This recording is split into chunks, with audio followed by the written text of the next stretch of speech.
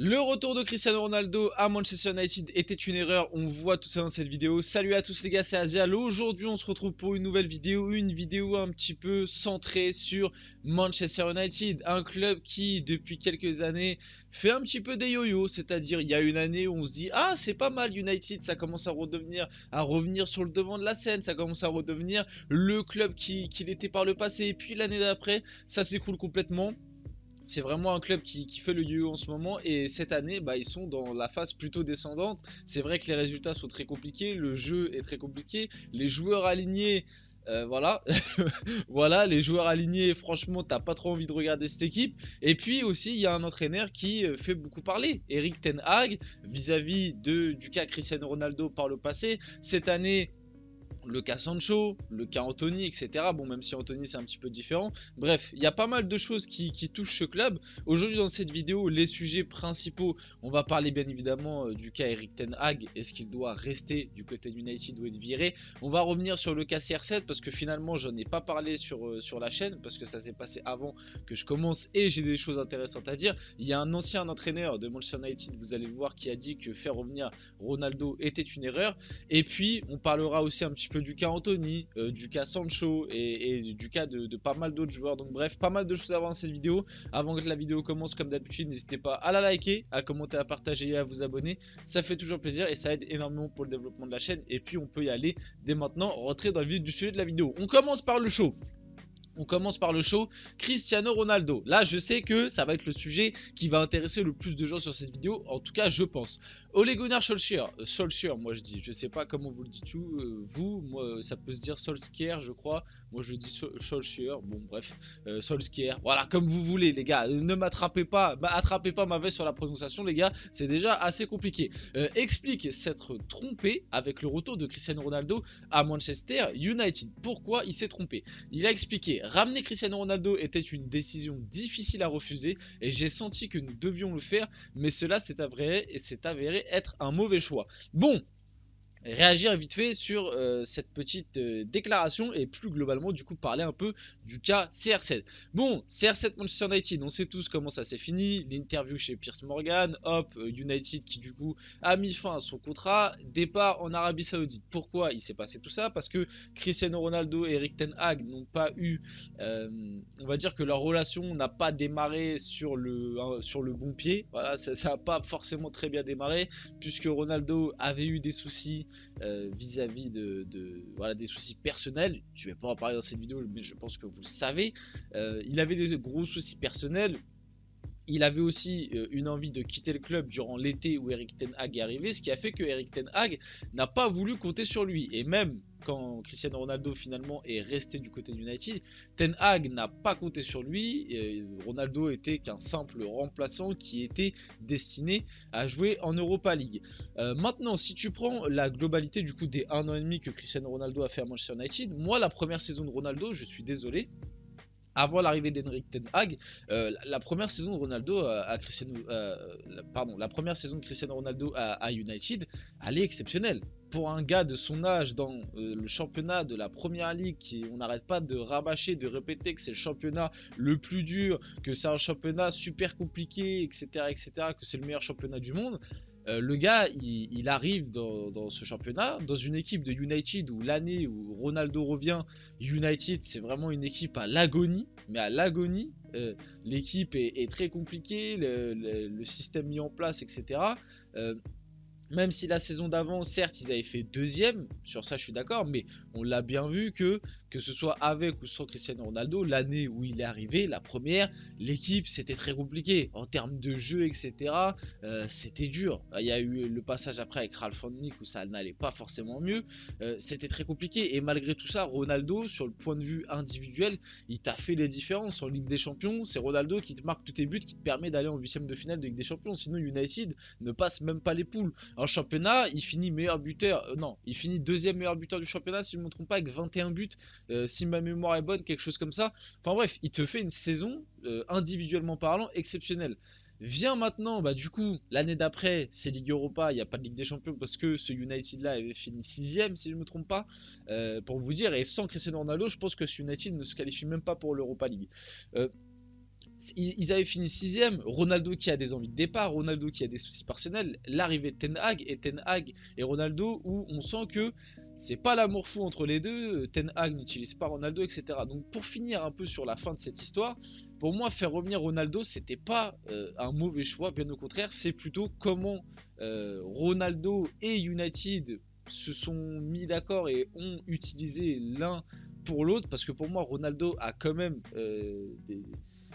des erreurs pour lui. C'est pas que United, c'est pas que Ten Hag, même si Ten Hag pour moi aussi mal géré le cas Ronaldo et United par la même occasion du coup.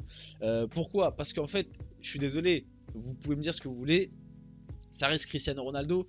Ça reste un joueur qui pour moi avait encore le niveau pour jouer dans ce Manchester United là, et le faire jouer seulement la Ligue Europa et le faire rentrer 5 ou 10 dernières minutes en championnat, c'est un manque de respect, tout comme ce qu'a fait Cristiano Ronaldo quand il a décidé à des moments de ne pas rentrer, quand il est rentré au vestiaire avant la fin du match, quand il est parti donner son interview à Piers Morgan, pardon. Tout ça aussi c'est un manque de respect cruel de Cristiano Ronaldo envers United. Donc bon, pour finir un petit peu ce débat là, parce que sinon on peut en parler pendant des heures, vous avez bien compris mon avis. Pour moi c'était pas un mauvais choix de faire revenir Cristiano Ronaldo à United, et on l'a vu via sa première saison, parce qu'il a porté l'équipe. Il aurait pu continuer à la porter peut-être avec un petit peu moins de stats, mais il avait encore le niveau largement pour moi pour jouer en PL et pour être le numéro 9 de cette équipe. La preuve, quand Ronaldo est parti, ils ont été chercher Weghorst. Vous n'allez pas me faire croire que Ronaldo pouvait pas faire ce que fait Weghorst. Pour moi, il avait encore le niveau, mais voilà, il y a eu deux Lego mal placés des deux côtés, de la part de Ten Hag, de la part du club, de la part de Ronaldo. Et puis pour moi, les trois parties sont fautifs, et finalement, c'est un mal pour un bien que tout ça soit fini. Comme ça, au moins, du côté de United, on peut pas continuer à dire que c'est Cristiano Ronaldo le problème, parce que ça, tu l'as entendu de la part de pas mal de gens, et je suis pas du tout d'accord. Comme du côté du PSG, on l'a entendu avec Messi, oui, c'est Messi le problème. Du côté du PSG, bah non, les gars, non. Quand ces joueurs-là te font gagner. On dit pas que c'est à eux tout seuls qui te font gagner, enfin quoique des fois on le dit, mais voilà, c'est pas eux, c'est un sport collectif, c'est des gestions, des clubs qui sont gérés par des milliers de personnes. Non, ce n'est pas seulement un joueur le problème d'une équipe, et Ronaldo n'était pas le seul problème d'United, on le voit bien cette année. Bref, on enchaîne, parlons un peu de Jadon Sancho. Manchester United annonce que Jadon Sancho s'entraînera à l'écart du groupe de l'équipe première jusqu'à résolution d'un problème de discipline dans l'équipe, et Jadon Sancho a même été exclu de la photo collective de Manchester United. Jadon Sancho, c'est très compliqué, hein. Parler vite fait de son cas, c'est pareil. Depuis qu'il est arrivé à United, c'est devenu un fantôme, soyons honnêtes. Il a eu aussi de gros soucis, si je me trompe pas, hein, de gros soucis mentaux, pas de maladie, mais voilà, gérer la pression, etc. Je crois que pendant un moment, il avait déjà été écarté du groupe, mais cette fois-ci c'était plus pour lui, pour entre guillemets qu'il s'éloigne un peu du monde médiatique, etc. Parce qu'il avait extrêmement du mal à gérer la pression, qu'il avait été même voir un psy, si je me trompe pas. Voilà, et c'est vrai qu'après cet épisode-là, je trouvais que il était revenu dans le groupe, il avait commencé à rejouer, et tu revoyais petit à petit un Sancho plutôt intéressant. Mais ça n'a pas duré hyper longtemps, au final il est retombé dans ses travers, et là carrément avec Ten Hag ça ne passe plus, exclu du groupe, exclu des photos, voilà, et maintenant je crois qu'il s'entraîne à part, il a même pas le droit de s'entraîner avec les U23 ou je sais pas quoi. Triste carrière pour le moment pour Jadon Sancho qui se dessine. On espère que du côté de Sancho là on essaie de trouver une petite porte de sortie pour le mercato hivernal, pourquoi pas se relancer. Ça parle, bon je pense que c'est plus un fantasme qu'une réalité, mais ça parle un peu de pourquoi pas venir en prêt à Lyon. En vrai, pourquoi pas, un peu comme Memphis Depay il y a quelques années. Bon, il y a des petites différences quand même. Il y a quelques années, quand Memphis Depay vient à Lyon, et Lyon c'est quand même un club qui joue l'Europa League. Cette année, Lyon c'est un club qui joue le maintien. Est-ce que pour Jadon Sancho venir dans un club où c'est la crise, qui joue le maintien, qui est dernier de Ligue 1, c'est vraiment le mieux pour psychologiquement? Je suis pas sûr. Mais bon, en tout cas, j'espère que Sancho saura rebondir, parce que ça reste un joueur avec des qualités, soyons honnêtes. Et puis pareil, Ten Hag sur ce coup-là, tu peux aussi un peu remettre en question sa gestion. Est-ce que voilà, c'est Sancho le fautif, Ten Hag, on ne sait pas, on n'a pas plus d'infos là-dessus. Anthony, bon, lui depuis il a fait son retour avec Manchester United à l'entraînement, il a même rejoué, même si pour le moment il est cantonné à être sur le banc. Bah, Anthony c'est pareil, hein, et ça montre un petit peu la mauvaise gestion mercato de Manchester United globalement. Claquer 100 millions sur Anthony, Voilà, on voit bien 1 an et demi après que le choix était catastrophique. Et pareil, pour moi, c'est à imputer à Ten Hag, parce que Ten Hag, c'est lui qui est responsable du recrutement du côté de United. Et finalement, tu te rends compte qu'en fait, son recrutement, il a fait venir tous les anciens de l'Ajax, quoi, quasiment. À part Højlund, c'est Onana, c'est Anthony, c'est Lisandro Martinez. Bon, il y a eu du Casemiro, du Amrabat, vous avez compris, mais globalement, ces grosses recrues, c'est ces anciens de l'Ajax. Et pour l'instant, Onana, c'est un échec. Anthony, c'est un échec. Lisandro Martinez, c'est plutôt une réussite, mais très souvent blessé. Donc, le recrutement du côté d'United, il y a énormément de choses à dire. Anthony, bon, c'était pour des soucis extra-sportifs, mais même ses performances, ah, voilà quoi. Anthony, il m'a jamais fait tomber de ma chaise. Quand tu prends un ailier à 100 millions qui est très peu décisif, qui ne fait pas beaucoup de différence en 1 contre 1, ne fait pas beaucoup de passes décisives, ne fait pas beaucoup de buts, bah voilà, c'est finalement voilà, le truc qu'on retient le plus d'Anthony, c'est son fameux geste technique où il fait la toupie. C'est assez triste, même si la saison d'Anthony l'année dernière était plutôt bonne. Elle était, on va dire, bonne, même si pour 100 millions, je trouvais ça un peu léger. Mais bon, voilà, vous avez bien compris. Eric Ten Hag, d'ailleurs, sur son choix de titulariser Johnny Evans plutôt que Raphaël Varane hier contre City, donc ça date du match face à City, j'ai choisi Evans comme titulaire et Varane sur le banc. D'un point de vue tactique, oui, exactement. C'est aussi pour parler un petit peu de la dégringolade de Raphaël Varane et de certains choix de Eric Ten Hag, parce que dans la tête d'Eric Ten Hag, et il l'a redit même après, Johnny Evans, oui, vous avez bien entendu, Johnny Evans, le mec de 36 ans, qui de base était plus à United, ils lui ont fait un contrat, ça l'histoire est folle, ils lui ont fait un contrat de 1 mois juste pour être présent durant la prépa parce qu'il manquait du monde, parce qu'il y avait trop de blessés, histoire d'être présent durant la prépa, et au final pendant la prépa ils l'ont trouvé plutôt bon, et du coup ils lui ont fait un contrat d'1 an pour jouer cette saison. Et au final dans l'esprit de Ten Hag maintenant ce mec qui est bon, c'est un défenseur honnête, mais voilà, c'est pas un mec qui a le niveau du United, et encore moins à cet âge-là, même s'il a joué à United par le passé. Et ce mec est passé dans la hiérarchie des défenseurs centraux devant Raphaël Varane. C'est-à-dire qu'à l'heure actuelle, dans l'esprit de Ten Hag, Lisandro Martinez est blessé, donc les deux titulaires, c'est Maguire, Johnny Evans.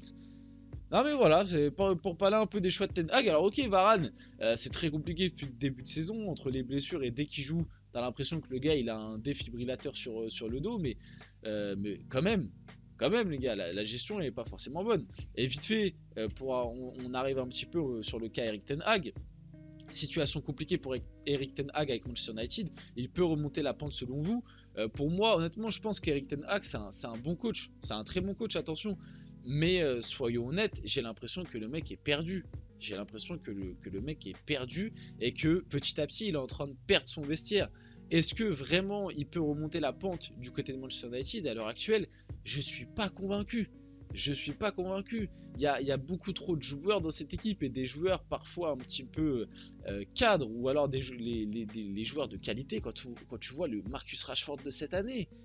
Marcus Rashford, l'année dernière, il marchait sur l'eau. Cette année, c'est que l'ombre de lui-même. Quand tu vois le cas de Jadon Sancho, Anthony, la gestion, quand tu vois l'arrivée d'Onana, catastrophique. Derrière, au lieu de remettre en confiance à Raphaël Varane, Johnny Evans, Maguire. Alors ok, bon voilà, je vais pas taper sur eux parce que... Mais voilà, c'est compliqué quoi. Honnêtement, c'est compliqué. Après, c'est vrai que Ten Hag, tu peux on va dire, pour lui rassurer son bilan, tu peux dire que du côté du United, il y a eu énormément de blessures depuis le début de la saison, c'est vrai. Mais il y a quand même un gros souci. Les recrues du United cet été ont été incroyablement mal incorporées. Mason Mount, 70 millions. Ok, il a eu une blessure, mais même quand il jouait, là, il est revenu récemment, mais... Est-ce que vous avez vu le niveau de Mason Mount et ce qu'il apporte à cette équipe? Pourquoi Ten Hag a voulu absolument poser 70 briques sur Mason Mount? Mais pour quel intérêt?